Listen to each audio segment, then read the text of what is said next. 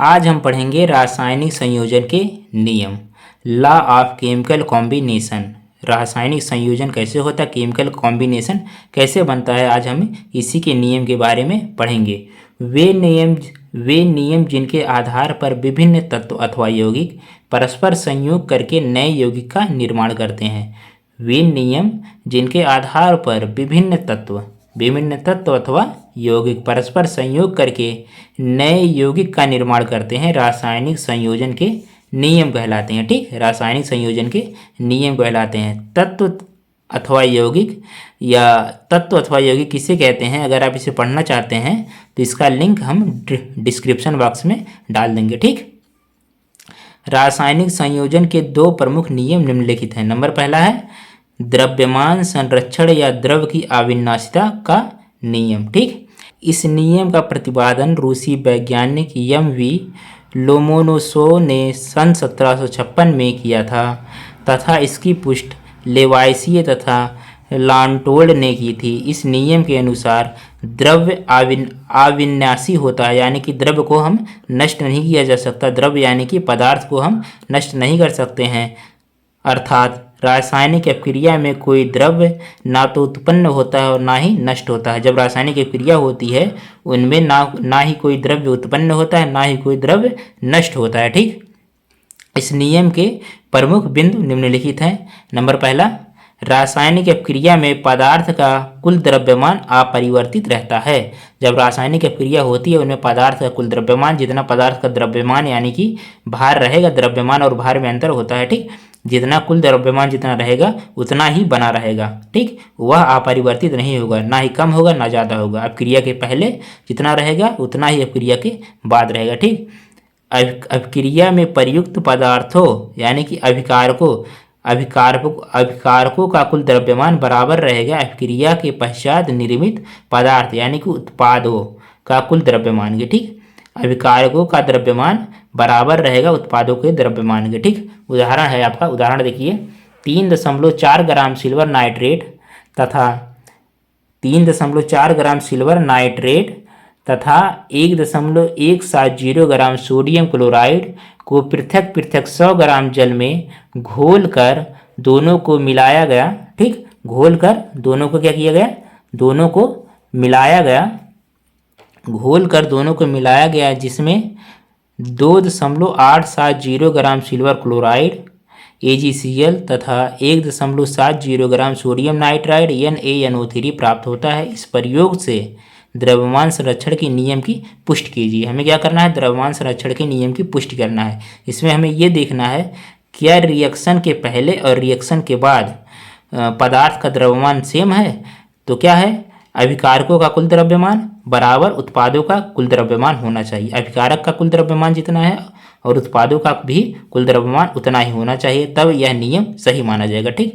तो हम इसको हम चेक करके देखते हैं क्या है। देखिए, को पृथक पृथक 100 ग्राम जल में घोलकर मिलाया जाता है। 100 ग्राम जल में घोलकर मिलाया जाता है अलग अलग AgNO3 को और सोडियम क्लोराइड को, दोनों को अलग अलग 100 ग्राम जल में घोलकर मिलाया गया। तो कितने ग्राम जल हो गए, 200 ग्राम जल। ठीक, अभिकारक का कुल द्रव्यमान कितना है, AgNO3 सिल्वर नाइट्रेट 3.4 ग्राम है, और जो है क्या है, सोडियम क्लोराइड NaCl 1.170 ग्राम है। ठीक, और जल कितना है, 200 ग्राम, यानी कि पृथक पृथक दोनों को अलग अलग मिलाया गया। तो 100 ग्राम इसमें मिलाया गया, 100 ग्राम इसमें मिलाया गया, तो कितना हो गया, 200 ग्राम। ठीक, और उत्पाद क्या बना है, उत्पाद आपका बना है जिसमें 2.870 ग्राम सिल्वर क्लोराइड बनता है, 2.870 ग्राम सिल्वर क्लोराइड बनता है, प्लस सोडियम नाइट्रेट बनता है। सोडियम नाइट्रेट कितना बनता है,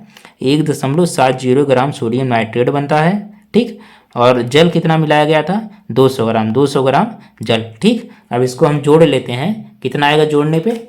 ठीक है, मैं कैलकुलेट कर लेता हूँ, आप भी कर लीजिएगा एक बार, मैं कैलकुलेट करके आपको बताता हूँ कितना आता है।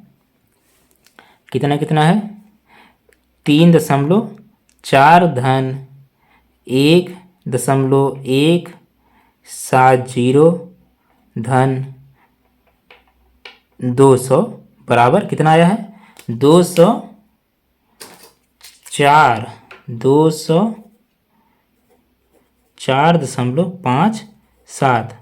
अभिकारक कितना आया है? 204.75। मिला लेते हैं। 3.4 धन 1.170 धन 200। ठीक, अभिकारक तो इतना आ गया। अब देखिए उत्पाद कितना बनता है। उत्पाद भी कितना आना चाहिए? 204.57 आएगा, तो इसका मतलब ये नियम सही है। ठीक, इसमें क्या लिखना है? 2.870 धन 2.870 धन 1.70 धन 200। 200 कितना आया? 204.57। 204.57। इसका मतलब यह नियम सही है। दोनों में क्या आया?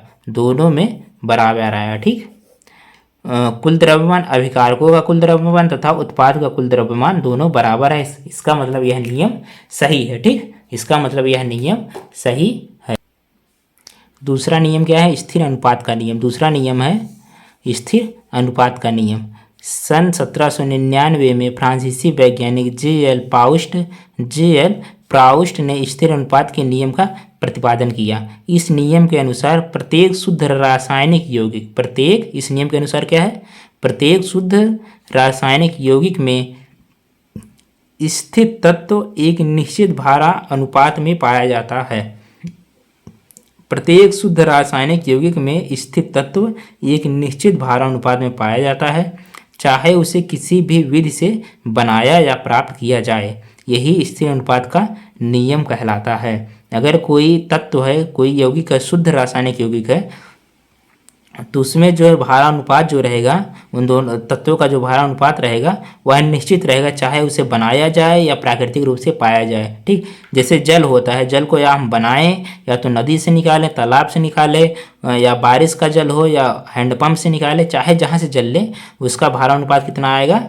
उसका भारा अनुपात आएगा आपका 1.8, मतलब 1:8 रहेगा। ठीक, H2O का भार अनुपात रहेगा, H2O का अनुपात रहेगा 1.1:8। ठीक, तो वह जल जो है चाहे जहाँ से हम निकालें, यही क्या कहता है? यही स्थिर अनुपात का नियम कहता है। ठीक, उदाहरण देखिए, जल H2O हाइड्रोजन एवं ऑक्सीजन का अनुपात है। H2O हाइड्रोजन एवं ऑक्सीजन का अनुपात है।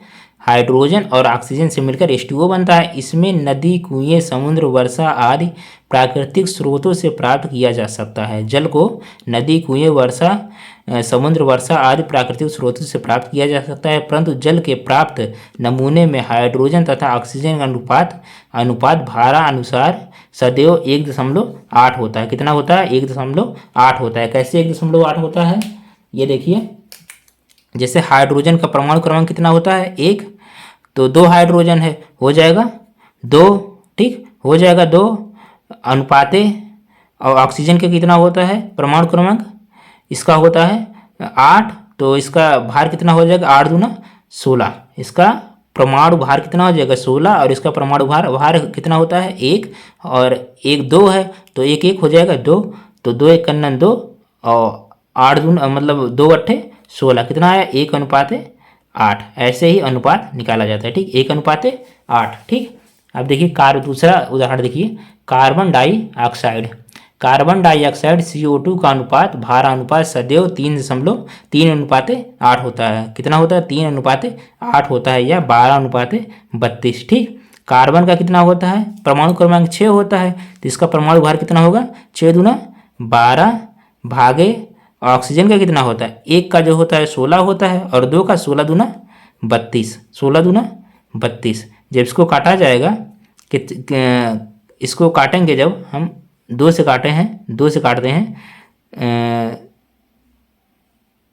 2 छक्का 12, और 2 1 कन्नन 2 1 बचा। यहाँ पे कितना आ गया? यहाँ पे 12 हो गया, तो 2 छक्का 12।